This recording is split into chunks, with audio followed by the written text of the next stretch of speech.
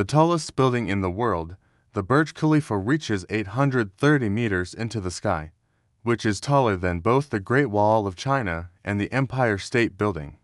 The Burj Khalifa has been the tallest building for over 10 years now. But one day soon, it might be dwarfed by the proposed Jeddah Tower in Saudi Arabia, which at 1,000 meters will make the Burj Khalifa look like a child's toy. But what if we could make buildings even taller? What if we had skyscrapers so tall that they would literally reach into space? This may sound absolutely ridiculous. I mean, why would we ever need a building that tall? But here's the thing. It may not be as far-fetched as you think. There are actually plans to build something called an earth scraper. And this massive structure would be the exact opposite of a skyscraper. Let's take a closer look at how this would work. Earth scrapers have been featured in movies such as The Hunger Games and Avatar, The Way of Water. However, the idea has been around long before then. In fact, in 1976, Italian architect and urbanist Giampiero Francescello first conceptualized the idea of an earth scraper. He described an earth scraper as a large underground dwelling with openings to let light into the home. This design proved popular because it allowed humans to live in an area without having to destroy the natural landscape.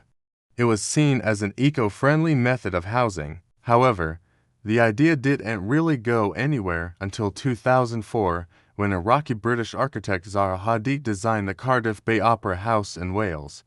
Hadid's opera house was to be built underground and would only reveal itself through its roof line. This gave people a new vision for how an earth scraper could be used.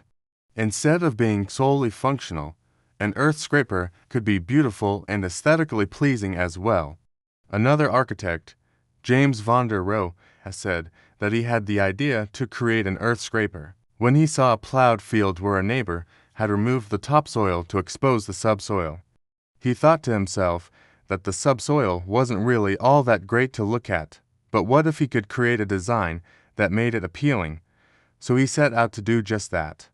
Working with a team of engineers, van der Rohe developed a plan for an earth scraper that would stand 150 meters tall and feature terraces that would allow plants to grow on the sides. This would essentially turn the side of the building into a vertical garden. However, this was just a concept, and there has never been any real serious attempt to build an earth scraper. That is until now. Renowned German engineering firm Schlake Bergermann Partners has unveiled designs for an earth scraper that they believe could become a reality within the next decade or so.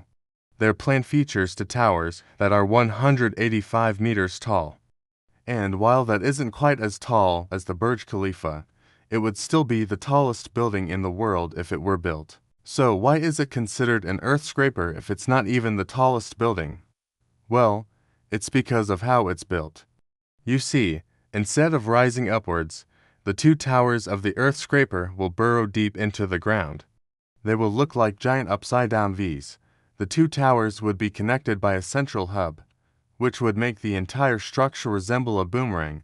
At the base of the building, there would be an inverted V-shaped atrium that would allow natural light to penetrate all the way down into the lowest levels of the building.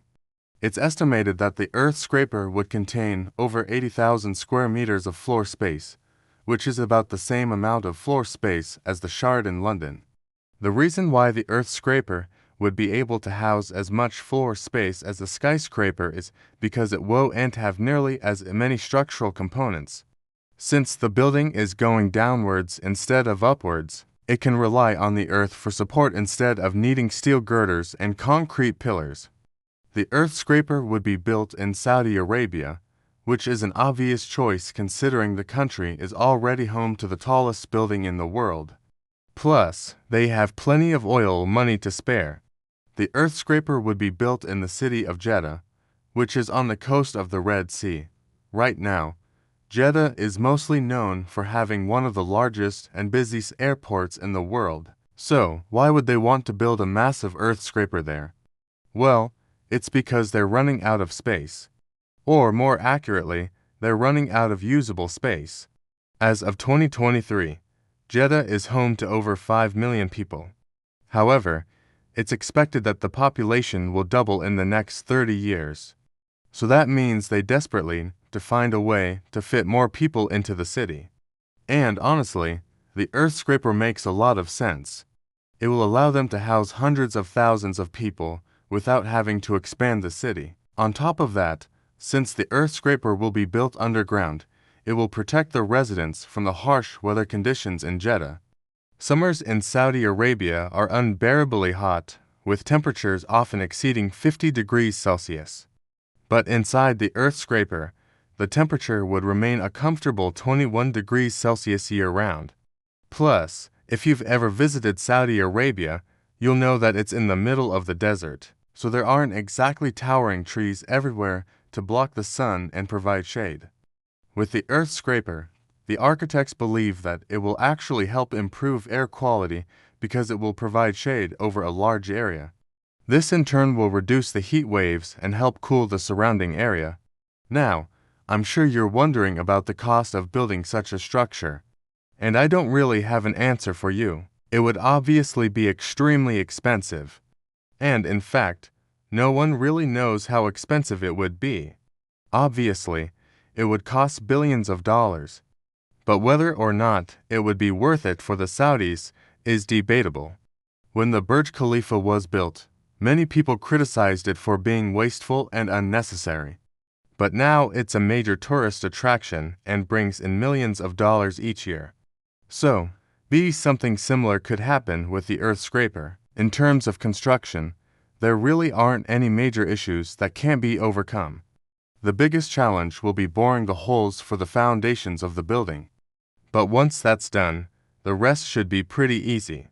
Of course, it would require new technology and techniques, but that's always the case with new buildings. For example, in order to build the Burj Khalifa, engineers had to develop stronger and more durable concrete. Otherwise, the immense pressure of the building would cause it to collapse. Likewise, in order to build the Earth scraper, engineers will have to develop new methods for boring into the Earth. Right now, the deepest hole ever dug into the Earth is called the Kalima Deep and reaches 12 kilometers into the Earth. However, this hole wasn't dug with the intent of building a skyscraper. It was done for scientific research. In fact, the deepest man-made hole has a much more sinister purpose. It's called the entrance to hell and was created by the Soviets during the Cold War. It's 12 kilometers deep and was intended to be used as a nuclear test site. What this means is that in order to build the Earth scraper, we will need to develop new technologies that we haven't even thought of yet. This will take time, but considering the fact that humanity is constantly innovating, it's likely that we will be able to make it happen. As far as when this will happen, it's tough to say. Schleich Bergerman Partners believes that their version of the Earth scraper could be built within the next 10 years. However, I'd personally say it would probably take longer than that. My guess is that we'll probably see an Earth scraper built somewhere in the next 50 years. So, what do you guys think? Would you ever live in an Earth scraper? Let me know in the comments. Also, be sure to give the video a thumbs up if you enjoyed it. Thanks for watching.